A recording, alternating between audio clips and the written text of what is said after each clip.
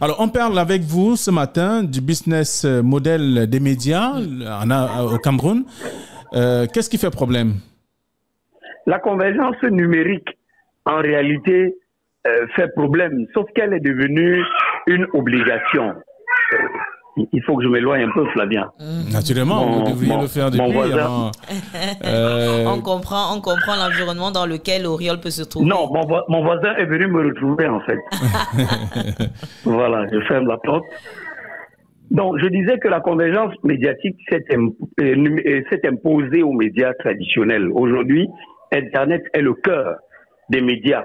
Ce n'est plus la presse écrite, ce n'est plus la radio, ce n'est plus la télévision, ce n'est plus le cinéma, ce n'est plus le téléphone. Oui. Internet, aujourd'hui, a récupéré le cœur des médias. Et donc, avec ça, il devient difficile pour une radio conventionnelle, pour une télévision conventionnelle, de dominer l'espace public parce que vous comptez sur vos tranches horaires de 20 heures, de 7 heures, de 12 heures pour la présentation du journal. Or, les informations que vous vous apprêtez à diffuser ont déjà été largement publiées et partagées sur les réseaux sociaux. Conséquence, il faut rapidement s'adapter. S'adapter de manière à créer des modèles médiatiques qui immédiatement intègrent Internet comme une valeur ajoutée et comme un process du quotidien. Or, quand vous regardez, il y a que les annonceurs aujourd'hui ont une façon de procéder qui ne participe plus des réactions d'hier. L'époque des Fosso Victor, qui injectait beaucoup d'argent dans les médias, sont passés. L'époque des capitaines d'industrie, Luchongwen, Tadji, des Fosso et autres.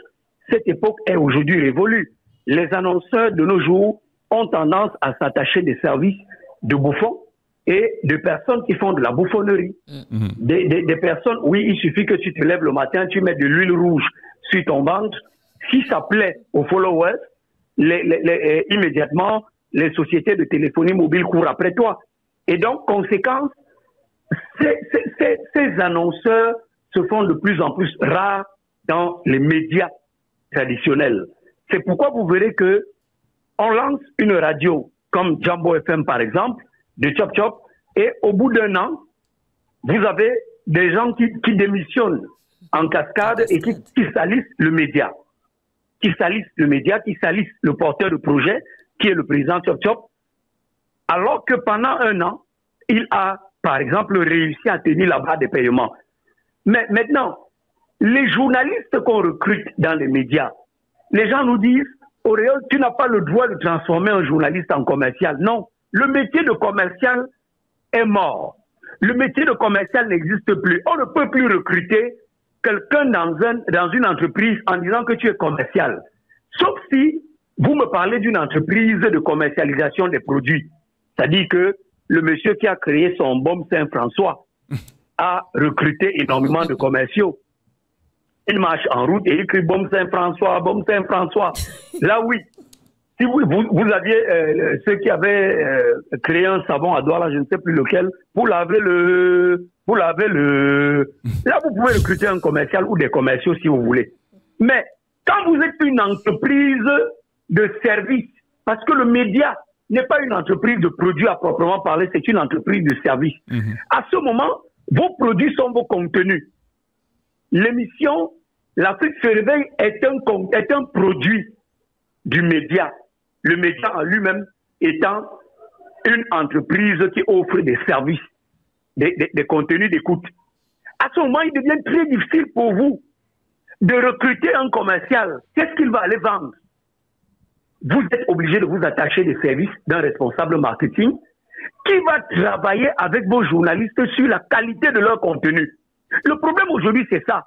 Quand on dit les gens se fâchent, un journaliste ne peut plus être payé pour venir faire une matinale dans une chaîne de télé. Ce n'est plus possible. Un journaliste ne peut plus être payé pour venir faire 2 heures d'émission de débat. Un journaliste ne peut plus être payé pour venir faire un papier dans un journal par jour. Aujourd'hui, ce n'est plus possible. Un média qui fait ça meurt. D'office, le journaliste, avant de créer aujourd'hui son émission, doit se poser la question de savoir quel est le besoin auquel répond cette émission. Pourquoi je la crée? Je la crée pour répondre à quel besoin? Y a-t-il une demande? Et s'il y a la demande, cette demande est concentrée dans quelle zone? Comment est-ce que le marché se présente? Et maintenant, lorsque j'ai réussi à trouver, est-ce que ce type d'émission existe ailleurs? Si oui, quelle est la plus-value de la mienne? Est-ce que vous comprenez, Flavien? Je suis de tout de suite, quoi. Ah oui. Quelle est la plus-value de mon émission? Qu'est-ce que mon émission a que les autres n'auront pas?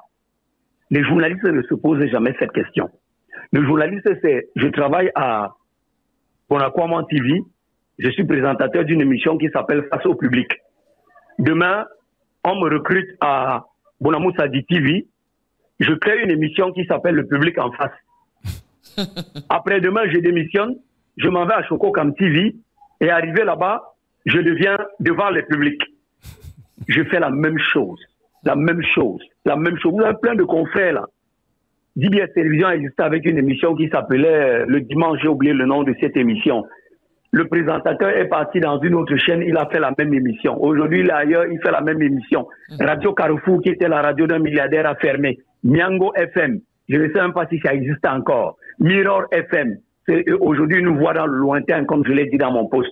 Beaucoup de médias ferment. Hope, Cam News 24, Visio TV.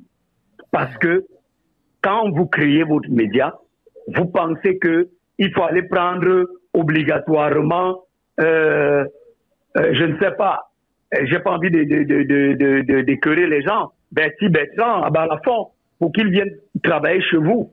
Sauf que, quand lui, il arrive chez vous, il vous dit, bon, boss, il n'y a pas de souci, je veux juste être producteur de contenu, mais il n'a jamais produit de contenu de toute sa vie. Il a été un salarié. Et donc, conséquence, immédiatement, il a démissionné de Jambo pour rentrer à Balafon, récupérer son salaire. Parce qu'à Jambo, il devait être producteur de contenu. Est-ce qu'il sait vendre un contenu? Est-ce qu'il a... Parce que vous croyez aujourd'hui que c'est une affaire de carnet d'adresse. Non, non, non. Ce n'est pas une affaire de carnet d'adresse. Vous pouvez avoir votre propre frère qui est directeur marketing d'Orange et qui vous refuse les marchés. S'il estime que votre approche commerciale, votre approche marketing ne répond pas aux valeurs que prône Orange. Et c'est à ce moment donc que le média est obligé de s'attacher des services d'un responsable marketing ou d'une équipe. Oui, Flavien. Oriol, alors, je voudrais bien comprendre avec vous. Est-ce que aujourd'hui, les médias qui naissent aujourd'hui ne respectent pas tout ce que vous évoquez? Non.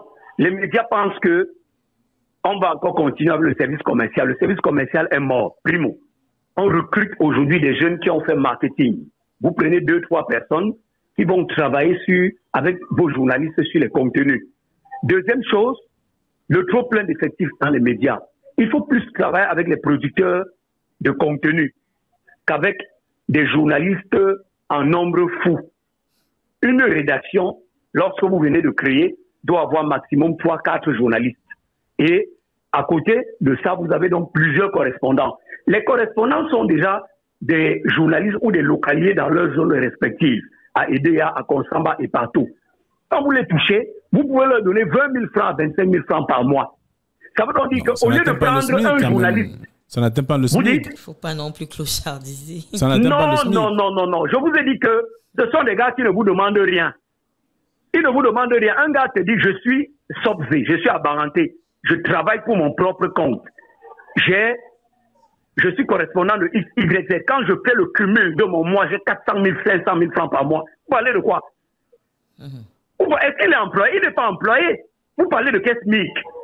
Il ne vous demande rien. Il vous dit juste que donne-moi le transport pour couvrir des actualités. Parce qu'il ne te vend pas ça toi seul. Il vend la même actualité à Canal 2. Il vend la même actualité à Sputnik. Il vend la même actualité à Vision 4 ou à je ne sais trop quoi. Quand vous avez un gars comme, subitement je parle, le correspondant de DBS à l'Ouest. Oh là là, son nom m'échappe. Un grand ami pourtant. Mais vous voyez qu'il vend des contenus partout. Quand vous arrivez à l'eau, vous voyez sa maison. Quel journaliste a droit là à la maison de ce monsieur? Vous pouvez lui donner quoi? Vous pouvez lui donner votre... Mais il fait quoi avec? Il vous dit juste, je veux le transport. Vous lui donnez 25 000 francs pour qu'il vous couvre des actualités. Il dit que quand il va couvrir une actualité pour son journal, parce que faites attention, la plupart des journalistes de région sont des DP. Ce que vous ne savez pas. La plupart des journalistes de région sont des DP. Donc, quand il va couvrir un conseil municipal, c'est d'abord pour son journal. Et maintenant, parce qu'il a des engagements avec vous, il vous envoie des éléments. Est-ce que vous me comprenez? Nous sommes avec vous, Auriol. Voilà. Il ne faut pas réfléchir en termes de distribuer l'argent. Non. Les correspondants locaux ne vous demandent rien. C'est vous qui vous cassez la tête avec des journalistes en ville. Quand tu as une émission, une matinale, et que dans ta matinale, tu as 4 correspondants locaux à qui tu donnes 25 000, ça fait 100 000 francs. Or, tu préfères prendre un journaliste à Douala pour lui donner 100 000 francs et lui dire de te faire la rédaction. Mais le gars, lui, sort tous les jours, il copie tout sur Internet, il colle à l'antenne. Il copie tout sur Internet, il colle à l'antenne. Il copie tout sur Internet, il colle à l'antenne. Or, si tu avais tes 4 correspondants à qui tu donnais 25-30 000, ça t'aurait fait 100 à 120 000 francs tous les mois que tu dépenses, mais tu as du bon contenu, du contenu de proximité, du contenu des régions, du contenu des collectivités, tous les jours dans ta matinale. Et donc, dans tes tranches d'information, radio, télé et autres. Et des gars qu'on peut appeler au téléphone, quand il a un conseil municipal, on peut l'appeler au téléphone, on peut le prendre en direct, etc., etc. Donc, pour me résumer, limiter le nombre de recrutements en termes de journalistes, oublier les commerciaux, recruter un enfant, un jeune qui a fait ses classes en marketing et former une équipe qui travaille sur la qualité des contenus. Nous vendons à qui? Parce que si tout le monde doit faire une matinale où bonjour, mais merci de nous retrouver sur les antennes d'Intégral Radio-Vision tout de suite et maintenant, on va prendre une ponctuation musicale. Belkatobi, c'est le meilleur, les amis. Après Belkatobi, nous allons vous faire écouter un petit tube de Turbo Dundé. Tout ça, pour faire quoi? Qui achète? Je vends à qui? Je vends à qui?